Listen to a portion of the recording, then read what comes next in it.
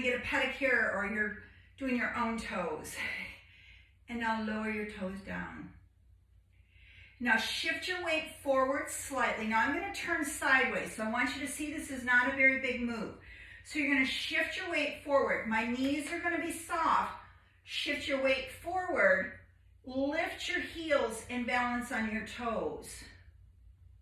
Now lower your heels and just reacquaint yourself with what it feels like for your feet to move. So now from here, we're gonna do that again. So lift your toes up, lay them down.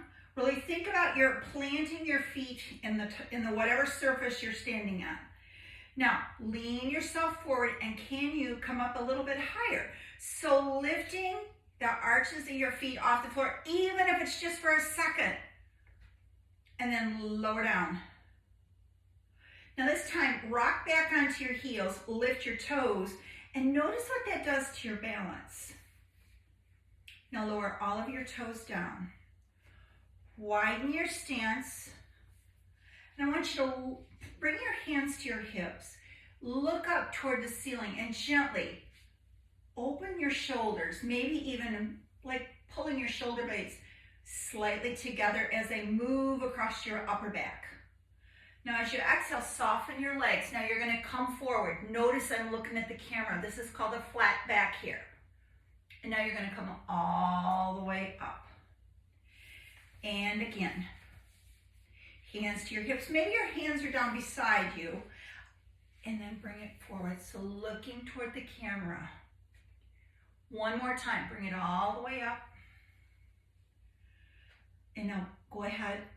This time you're gonna come all the way down, but I want you to drop the crown of your head down toward the floor and let your hands rest on something, the floor, your shins, or maybe your thighs.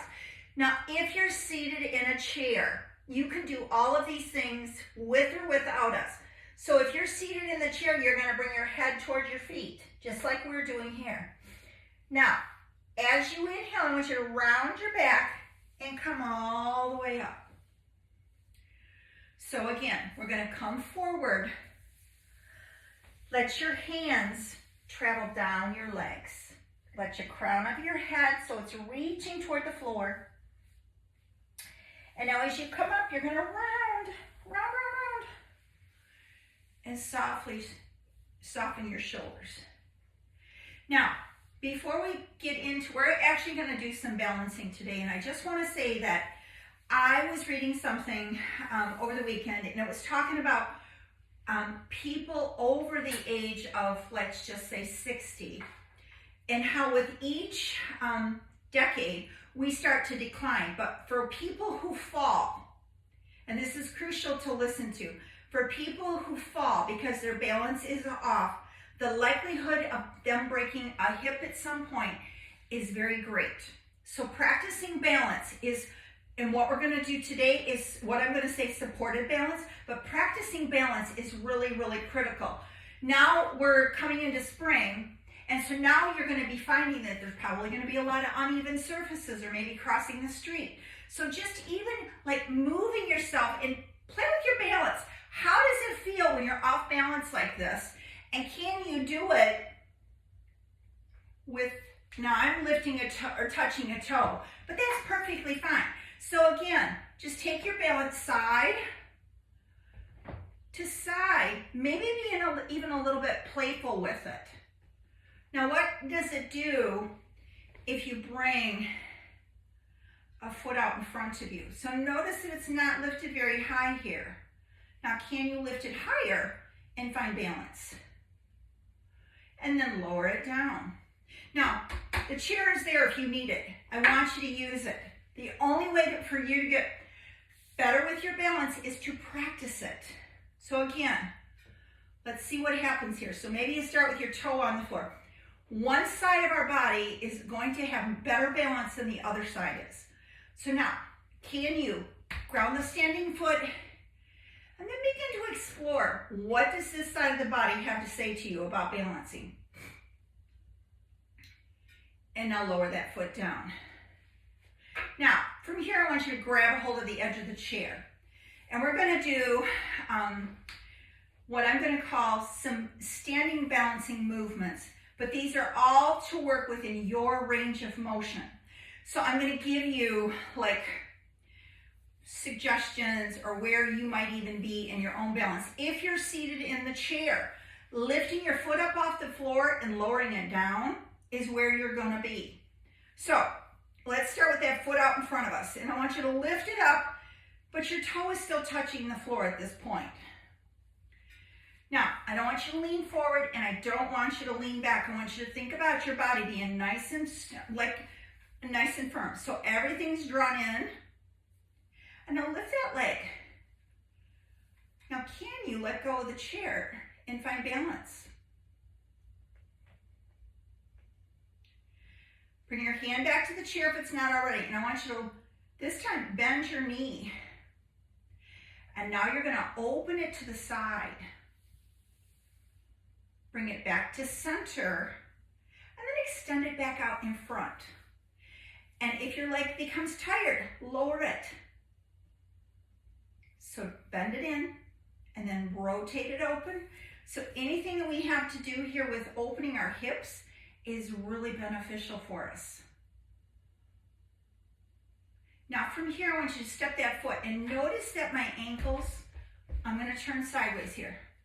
My feet are crossed behind.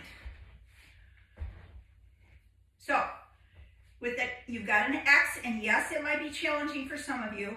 Now I want you to come to your toes, bend your knees, and then bring it up. Anytime we cross our midline, just like when we do with children, it creates new pathways in our brain. And as we begin to age, and I don't care if you're 20 or 60 or 65, we need to continually doing movements that are going to enhance that brain connection. So again, bring that leg behind. Maybe even into a little squatting position. Can you add a little pulse here? And don't forget to breathe. And now bring it back in front. From here, still holding onto the chair, you're going to take that foot and I want you to bring it up off the floor. And you're just going to take your foot out to the side and then bring it in. And again, take it out and in.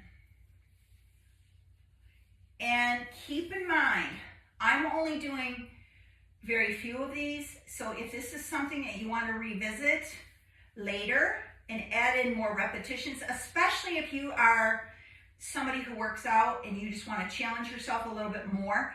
Now, bring that foot in front of you. Notice my toes are still flexed. So my foot's not just hanging out, it's flexed. And you're going to pull that leg behind you. But my toes aren't touching the floor here. And then bring it front. So it's as if you're making a half moon shape here. And again, pull it behind and front.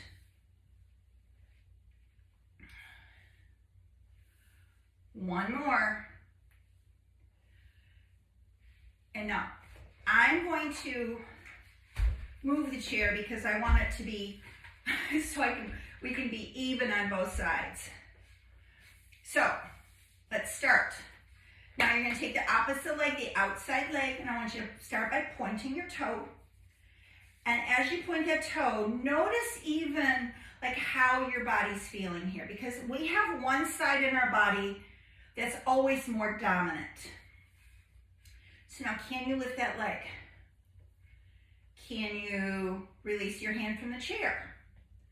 You might feel this foot, the one you're standing on, maybe is a little bit more wobbly, and that's fine. Now, let's take it up a little bit more. Even if you bend your knee.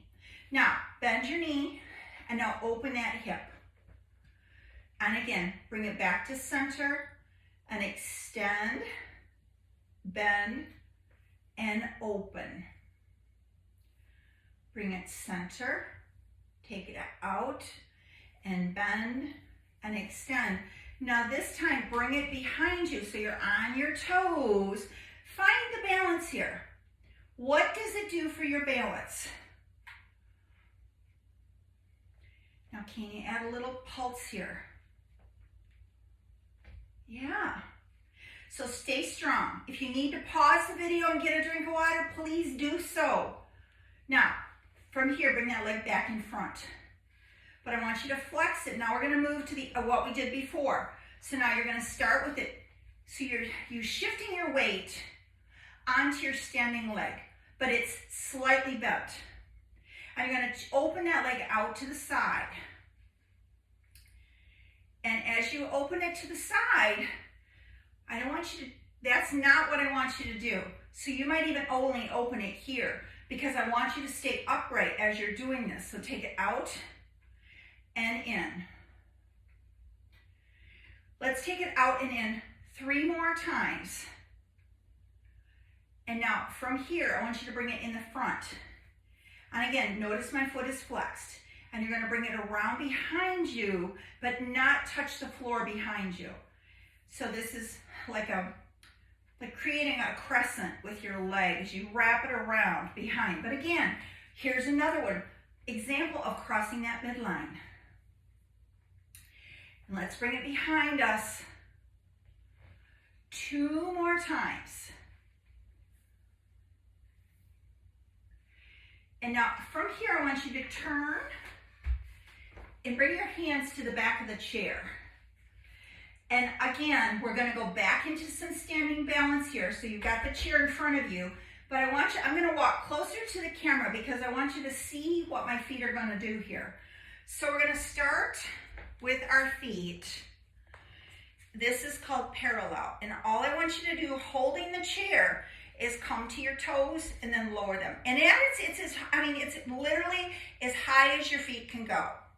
So you're just going to roll to the balls of your feet, lifting your heels, and then lower down. Now, connect your heels as if you had a piece of pizza between your feet and you were trying to, protect it from the dog. And you're going to squeeze your heels together, squeeze your inner thighs together, and you're going to roll to the balls of your feet and then lower. And no, this is not a ballet class. But these exercises are so good for our legs and our balance because you're challenging your balance. So I'm going to step back to the chair and we're going to do it again. So we're going to go back to the first position I shared with you. It's called feet are in parallel. Use the chair if you need to. Roll and lift those heels up and then lower them down. And again, lift them up. Can you pause? Now, can you drop one heel down, bring it back up, and then drop the other heel down? Bring it all the way up. And again, drop it down and lift.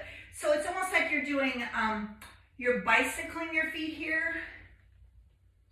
And you might even pick up the pace. So the other thing I just want to tell you is that I just recently did a podcast with Patty Abel. Her specialty is feet.